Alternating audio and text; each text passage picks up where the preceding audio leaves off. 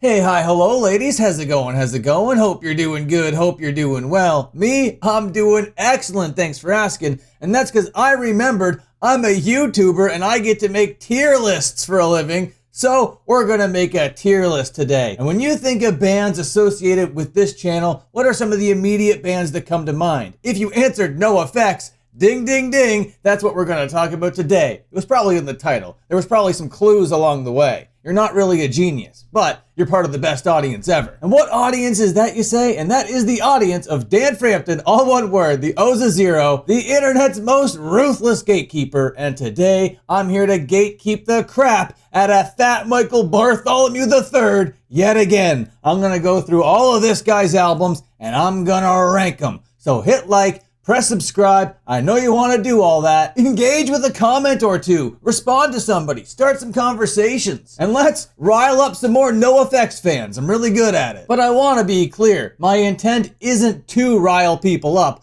I'm going to be giving you my God's honest opinions when it comes to these records you see on screen right now. The opinions might be different than yours, and I want that. They shouldn't be the same as yours. All my opinions are based on my experience with the band and how I personally engaged with these records throughout all the years. So where are we going to start? 1985, way back when they first started with this record over here called Maximum Rock and Roll. Some people don't count this one. They're like, you can't be talking about NOFX and bringing up Maximum Rock and Roll. What are you doing? That's not really fair. And I say, yes, it is fair, because they were terrible when they first started. And they'll let you know they were terrible, absolutely. But there's no way to truly understand how bad this band was until you listen to this record over here. It is not good. It isn't even charming. It doesn't even come from a place that seems like something I would ever want to revisit. This thing isn't fun, and I want to love it. I've always wanted to love it. It wasn't my first record that I heard from them. I got into these guys around like the late 90s or whatever. But even back then, I couldn't get my hands on Maximum Rock and Roll. I had no way of listening to this thing. All I did was I saw the cover, and the cover was so cool. I love zines. I love show posters. I love collages. And at the time, I loved NOFX. So when I saw this album cover, I was like, I gotta hear this record.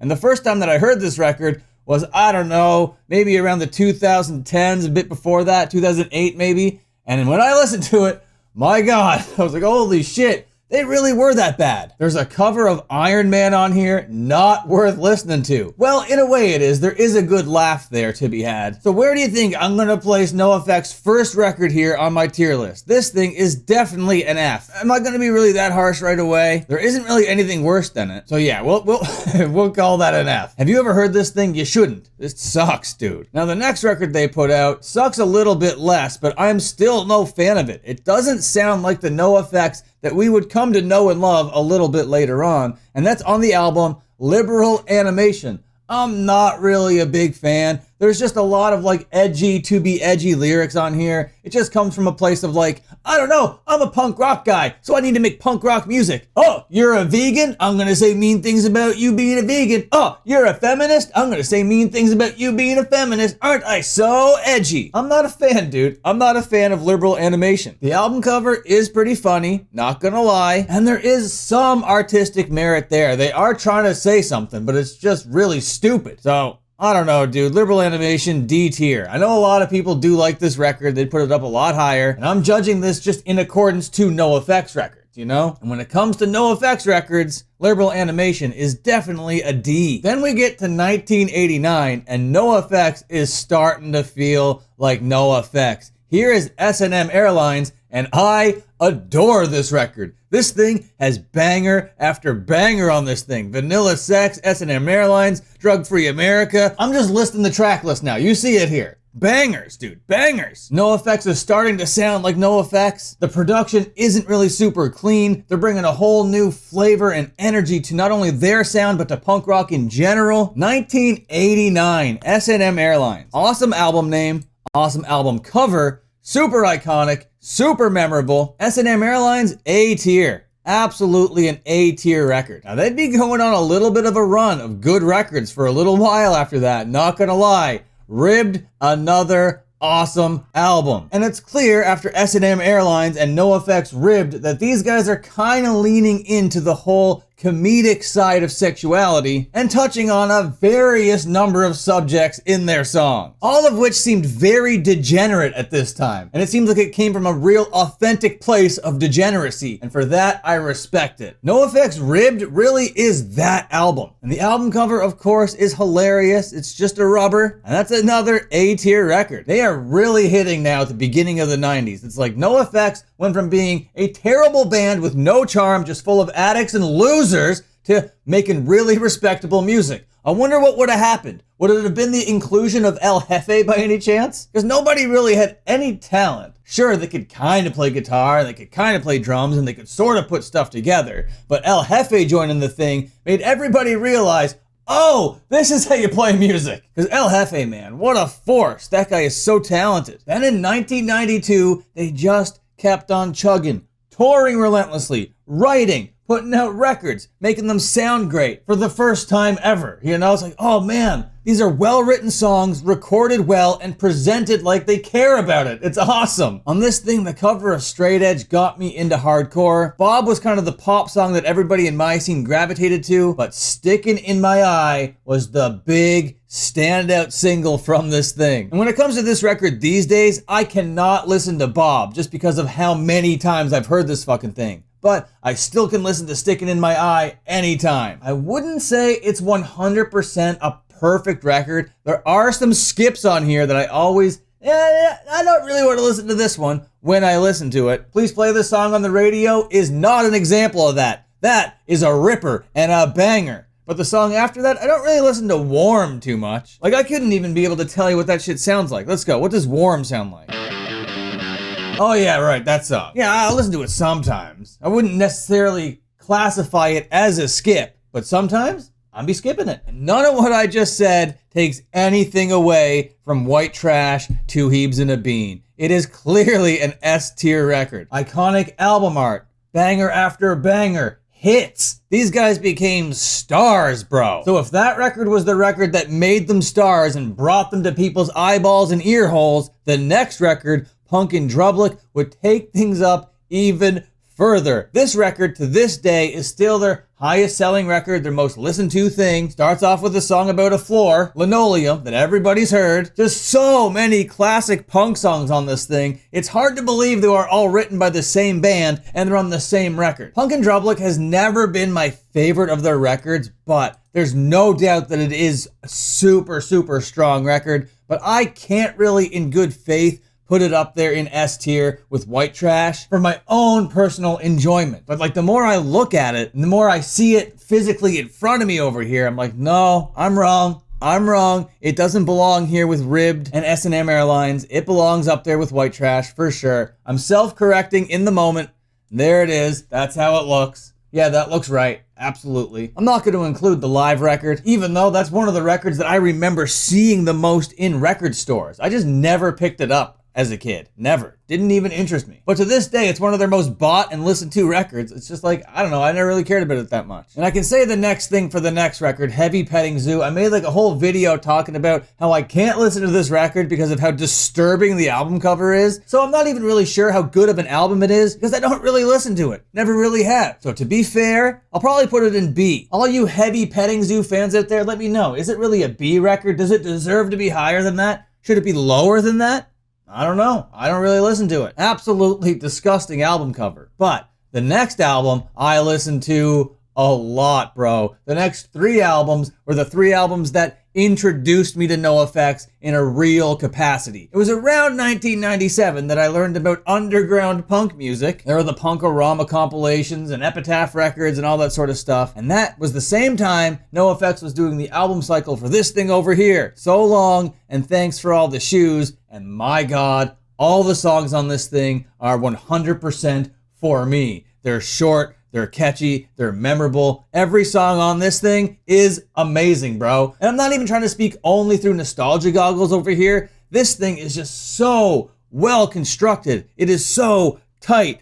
All the fat stripped off the bone. This thing is just a pure distillation of amazing punk rock music. It's fast, it's tight, it's memorable, but it's also personal and introspective and funny and confrontational and clever. This thing is the fucking full package, bro. And I'm not sure if people like it as much as I like it, but it is my favorite NOFX record, and almost by a long shot. S tier without even having to think about it. Now this next record over here holds a really special place in my heart, and it's purely for nostalgia reasons. It isn't their strongest record, not at all. There are plenty of skips on this thing. It isn't as funny as their last record. It seems like it's only made in response to Blink-182, but there are some really good songs on it. If I'm stripping away all the nostalgia-ness from it, Dinosaurs Will Die is one of their best songs. But if I'm gonna give you my nostalgia picks, Theme from a NOFX album is one of my favorite songs of all time. But it is just a joke throwaway song. And that's kind of the problem with a lot of the songs on this thing. They're just kind of throwaway joke songs. Or they're just made to have a title that's sort of clever, that sort of references another band, like Stranger Than Fishin'. Like whatever, that doesn't need to exist. And I can understand how lame What's the Matter with Parents Today actually is, because it's not really a cool song. But I love it. Like I wouldn't want them to waste a live slot with this song. I'd be like, why are you playing this one out of all the other songs? Why are you playing What's the Matter with Parents Today? Because it's basically just Fat Mike being like, my parents are really supportive. They love me very much. When I play music, they show up. Yeah, they're really awesome. That's not really the greatest punk song. So with everything that I said there, I think it is only fair to put it in B tier. Even though I do like it a whole lot, I don't think it is nearly as strong as the top of the list. Like it does not belong in the same category as S&M Airlines or White Trash. Just, it doesn't. Factually. But it's super fun, it's colorful, it's kind of cartoony, just like the album cover. I think I said everything I need to say about it. But this next one over here, I actually have a couple of the 45s that these songs originally came on, and I'm very proud to have them because this thing was spun like crazy when I was a child. I listened to 45 or 46 songs that weren't good enough for our other records so much. I love all of these songs. Like I was saying about So Long, the short, punchy nature of these songs that just get to the point. There's like no production on them. You hear them chatting back and forth in between takes. It's super raw. It's super unpolished. It is absolutely incredible. And these songs were good enough to go on your other records. And this might be controversial because it is a compilation, and the 45s that everything came on originally are really good and aren't on this list in particular because this is a full-length list, not a list of EPs. However, all of that said, bro, I don't care. 45 or 46 is one of their best records. It has a collection of their best songs and they flow so nice. 2 discs, no skips, high energy, super funny and aggressive. You can't go wrong with it. Peak NOFX on this record. And that for me, unfortunately, is where things kind of stop being great. Nothing ever gets as good as 45 or 46 throughout the rest of their career, at least for me. I know Fat Mike personally thinks Wolves is one of his best records. Sorry, man, that is just not the case. War on Errorism, when it came out, I loved it. Not gonna lie, but it is not really a strong record. Some kind of funny songs, some kind of memorable moments, but if I'm going back to this thing, there's only a couple songs I'm ever listening to. Like Franco Un-American, that one, and Whoops I OD'd, maybe that one as well. But this was NOFX dipping their toes in the political sphere. Michael Moore and all his films were really catching fire out there, and people were talking about politics all over again, but I cannot put this higher than B tier. And to be honest, I don't even know if it deserves B tier. I don't know, War and Errorism, first one for C tier, guys. Maybe I'm wrong, but that's how I'm feeling. I might shift it around a little bit later in the video, but I don't know about that. I really don't know about that. So the next one, Wolves in Wolves Clothing, and this is when I remember checking out of NOFX. And maybe it was just because I was coming of age, I was like 21 at the time, and I was like, oh, you know what? Maybe I'm too old for NOFX now. Maybe NOFX isn't really for me. Maybe I should be listening to more Bob Dylan and Tom Waits and Ween and that kind of thing. So that's what I did. But upon revisiting this thing, I think I made the right choice. I know Fat Mike thinks this is one of his best records. I don't understand why. I would be lying if I said there's no NOFX DNA in it. There is. It does feel like a NOFX record.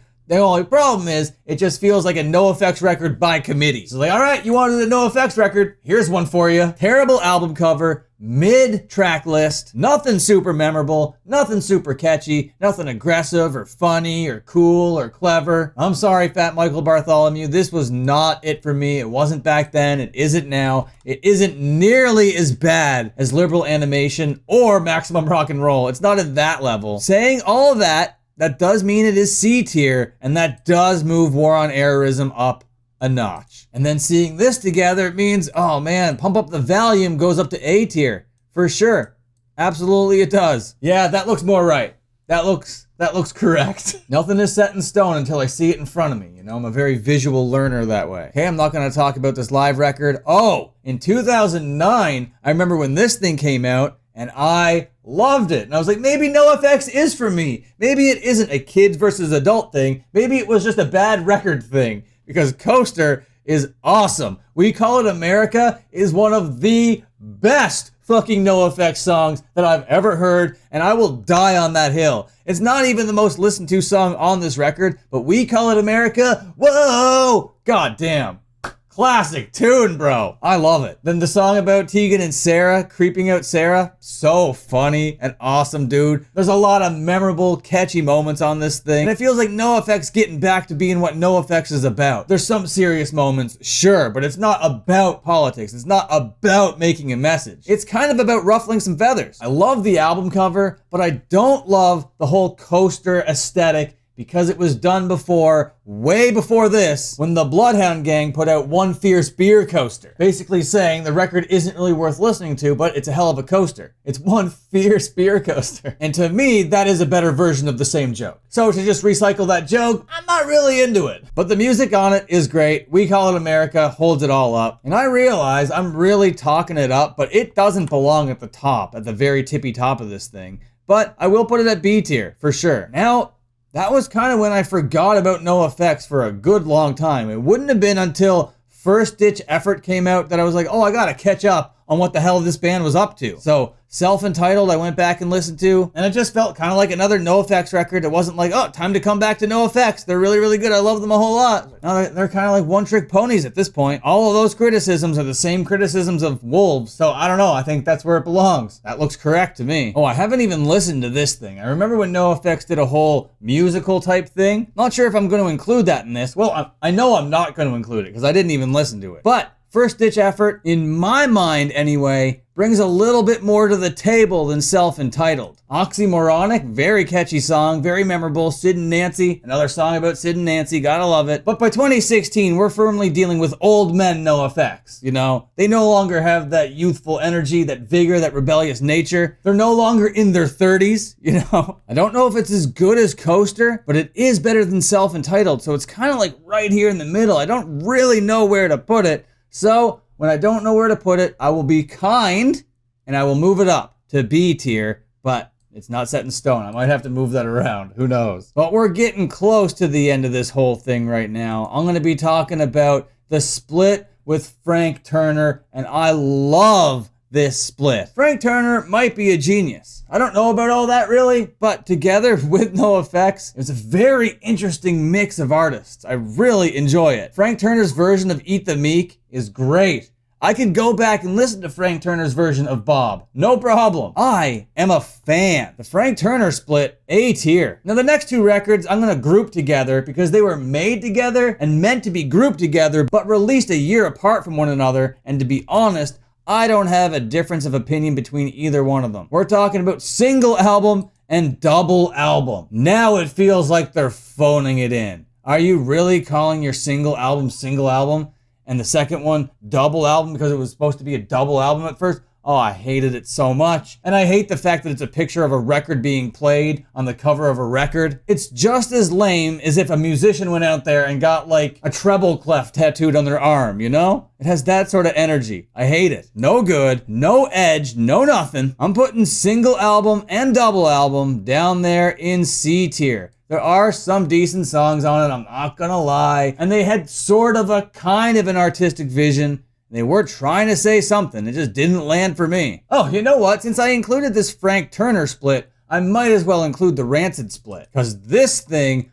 might be one of the best records I ever heard in my entire life. If you haven't heard the Rancid NOFX BYO split, you really gotta go ahead and do yourself a favor. This thing is absolutely incredible, monumental. It came out in 2002, and when it did, I remember exactly where I was. My friends all called me up and they said, we got the NOFX Rancid split. Can you believe that these guys did a record together? They picked me up, we went for a drive, and we listened to this thing, and my mind was blown. Rancid playing NOFX songs, NOFX playing Rancid songs. This thing was incredible. They brought new energy and new personality to all these songs that I love so much. It was two of my favorite bands at the time, swipping and swapping each other's songs. Incredible stuff. If I was to put these in any sort of order, it might actually be my favorite NOFX anything of all time. I love it, I love it, I love it. So I'm gonna slap it right up there in S tier. Obviously, if you haven't heard it, do yourself a favor. Go out and check out this split immediately. There you have it, ladies. That is the NOFX tier list. What do you think about it? Am I wrong? Am I correct? What's your order of things? Let me know. Comment down below. But as far as I'm concerned here, my job is done. I made a tier list like a YouTuber would. Was feeling a little nostalgic. Was like, let's do a 2016 type format, shall we? So here we go. We got a tier list underway, and now you guys know how I feel about all these NOFX records. Doesn't it feel good? All right, thanks for watching. Like, subscribe, and see you next time.